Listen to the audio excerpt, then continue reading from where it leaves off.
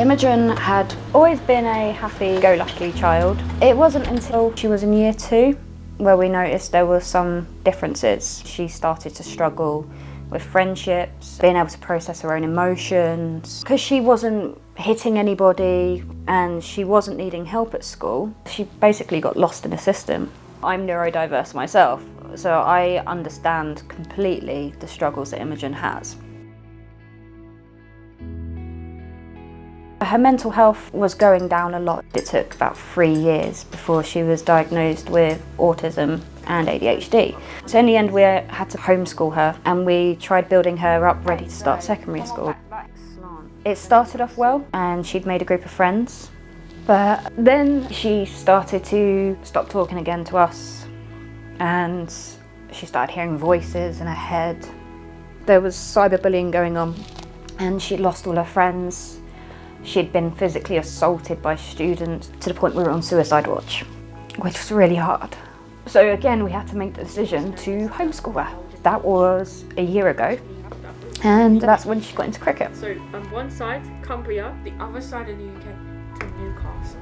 Her passion for cricket started when we went to the first 100 game. We saw these tickets and I begged them to go. We saw the women's match, and I think there was Maddie Villiers, Grace Gibbs all came out. One of the main things I really liked was Alice Capsey because she played brilliantly, so I really was inspired by her. As we were going outside going around to try and find some food, we actually saw Alice Capsey. I ran up to her and I was like, "Excuse me, can I have a photo with you please?" And I kept on looking at the photo I couldn't sleep because I was that happy about it. And then that's what stemmed it. Imogen went, okay, I want to play cricket now.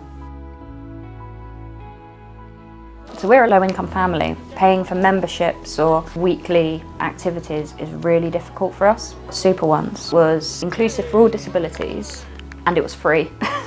We got to the KBC and then she met Matt and James and then that's where it all started. I can remember the first time I met Imogen. She came in with her mum Steph and it was an absolute bag of nerves. We worked at it, chipped away at it, and 6-7 months later we were doing full-blown sessions with getting the bowling poles out. It made me realise I'm more and I can just be myself.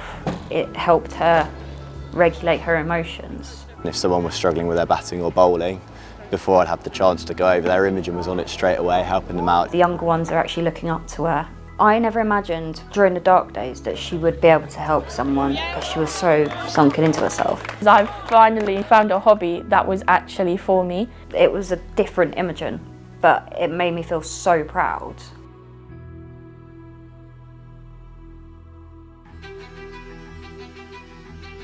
Imogen to be able to look up to the other females playing and just going, I want to be that when I'm older, like Alice. It's really cool to see women playing and they see me for who I am. You can see her face light up and she's all starstruck, and sometimes she gets emotional when she's seen them because she doesn't know what to do.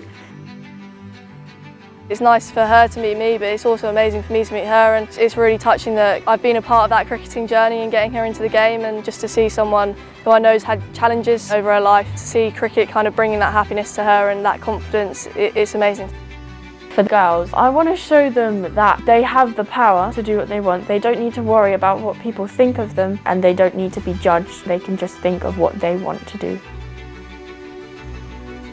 It seems now like every Tuesday, every Wednesday is mine and Imogen's time. We'll get the trains together, we'll have a good old chat and sometimes end up trying to make each other laugh. From the dark days up into where she is now, we're a lot closer. If I didn't play cricket, I would probably be where I was a couple years ago. Since being in Super Ones, we don't do suicide watch anymore. She doesn't hear voices anymore, and the best bit is that she has now decided she's ready to try and give school a go again.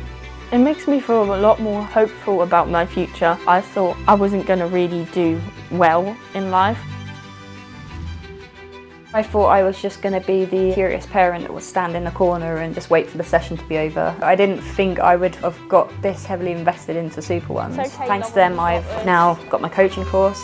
I think Steph probably was the assistant coach for the best part of the year. Not just with Imogen, but if anyone else needed some support, Steph was there straight away. It wasn't just helping a little bit, it was actually a huge part of the success of that session. When they see my mum, it can show girls that they can play cricket. They can see that, oh yeah, there is girls here and it's a female coach. Even if there's just one person who looks at someone like Steph or Imogen and goes, actually, I can be them. They've inspired me to do it. Plain and simply, it's life-changing. If we don't have programmes like Super Ones, we don't change these lives.